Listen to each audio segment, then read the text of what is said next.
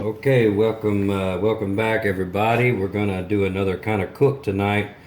A little twist on one of your favorite dishes. Got some macaroni and cheese, homemade macaroni and cheese, smoked with cherry wood. So I'm gonna go over some real common ingredients here, real simple.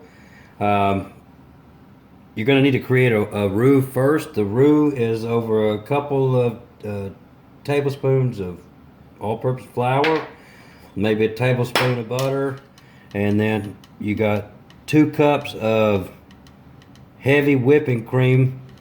But first, you'll get this going first, and then Always this stupid? Did you take lessons? I took lessons. you pour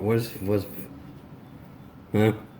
You want to get the roux going first, simmering, and then add a half a cup at a time of this heavy whipping cream. And I think what that's going to do is kind of cause it to bond all the rest of the ingredients together. So this right here is 1.5 pounds of cheese. This is sharp cheddar, and underneath sharp cheddar, I'm going to add a little kick to it. You'll see it as I mix it over there. I've got a half a block of pepper jack. So it's going to be real nice. I got a little bit of mayonnaise here, a little bit of sour cream. And this right here, this is going to be the punch out right here. This is some awesome stuff. This is fried bacon and breadcrumbs.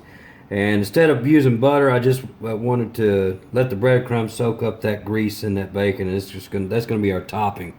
And once it sits on the grill for about an hour at 350, this is going to be something else. Y'all stay tuned.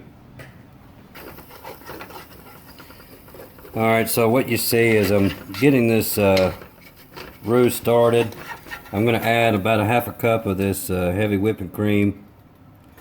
All right, keep that going. And you don't want to add too much at one time because it'll get kind of... Sometimes I'll start a sentence and I don't even know where it's going. I just hope I find it along the way. Well, it'll stay running on. You want to keep it stirred up.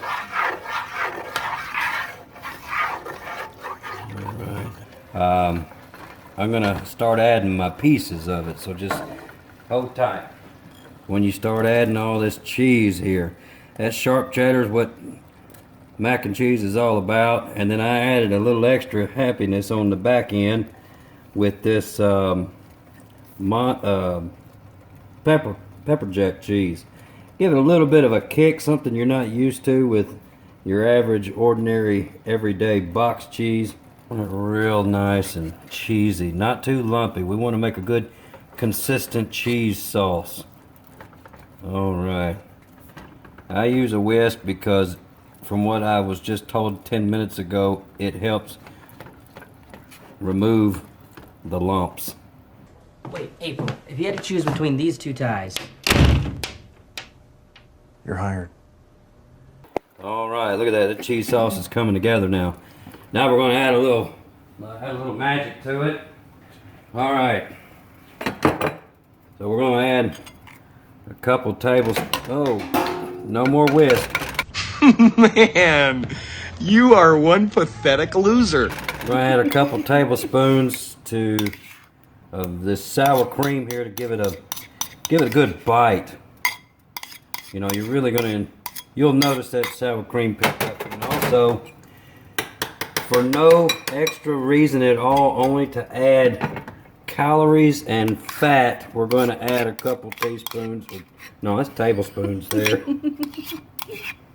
We're going to add a couple tablespoons of mayonnaise just for fun and just to say you did it. Actually, it really helps out. You're going to like it. Oh, my assistant is handing me a better tool to use. Oh, yeah. Look at there. Hey, does this soup make me look fat? No. Your face does. All right. So, want to heat it up just a little bit more. We're going to crank it up to 7 and get this thing kind of thinned down a little bit. And then we're going to add the macaroni to it. We'll change direction a little bit. We'll put it in that pan. I already got the grill going. Got the cherry out there smoking it on that old Oklahoma Joe. We're going to run this for about an hour at 350 degrees uncooked. I mean, that was stupid. You were literally too stupid to insult. Thank you. uncovered. All right. Now, also tonight I am doing another cook. It's going to be in another video. I would leave the link in the description below, but I don't know how to do that. So just subscribe to my channel and you'll see it. It's how the right way to cook a hamburger, and it's pretty doggone awesome. We're actually going to repurpose some of that bacon that we used earlier, and some of that grease, and it's going to be a lot of fun. So let me grab the noodles. I'll be right back.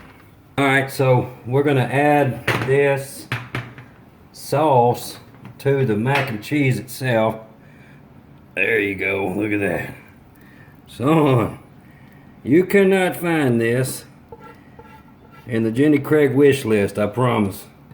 And I'll have the number 8. That's a party platter. It serves 12 people. I know what I'm about, son. But if you're cooking along with me, you're not interested in Jenny Craig anyway. All right. Let's do this now. Let's set that down.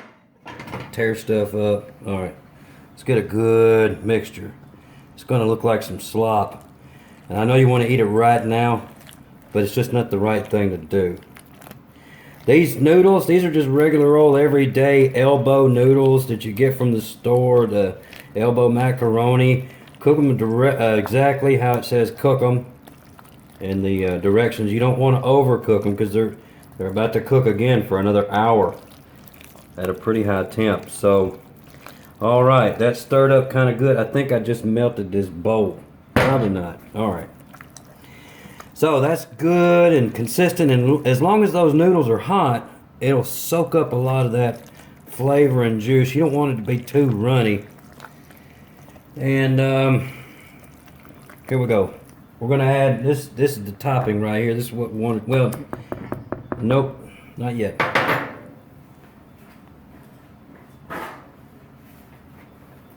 All right. So now that we got everything mixed up real nice and consistent, we're gonna pour this out into another bowl, and that is hot. You might want to put some gloves on. See this right here? This is some of that Wright brand bacon. Don't do none of that thin mess. You want some crunch. You want to be able to enjoy it. Yes, sir. You know, what do you do for sides? One of the folks I was down there, one of the guys I was down there with, asked me, what do you do for sides? Well, this is a really good side to have, especially if you're out there smoking on the old grill. Now that we're gonna be smoking on it here in just a minute, and this is just a good one to have. So I tell you what we're gonna do here in a minute. We're gonna set that out on the grill, and cook the daylights out of it for an hour at 350 degrees. So I'm out here at the grill. I got my temp up right. Basically what I did is I just started my chimney with the coals, and I set it down on top of that piece of cherry. I don't want that cherry to flame up. I just want to get some good smoke on the mac and cheese. And I'm also, like I said earlier, I'm doing another cook tonight at the same time. And I gotta have some hot coals for it, so that's going to be a separate video. Just hang tight. We'll check on this thing periodically. All right, here we are. It was it's on mac and cheese. It was on that cherry wood for an hour at 350, and it looks scrump. Look at that. Good gracious alive, son! You've never had anything like this. Well, maybe you have, I don't know. But you ain't never had mine. And I'll tell you what. Now you notice I didn't, in the first this cook, I didn't add salt and pepper. So you're gonna have to, it's got salt on it from all the, the bacon, but if you want a little salt and pepper, you're gonna have to, add that to your own liking. I wouldn't cook it in the beginning because it'll cook out anyway. But you might want to use some APs, some all-purpose salt and pepper mix, but that's it. That's all it is to it.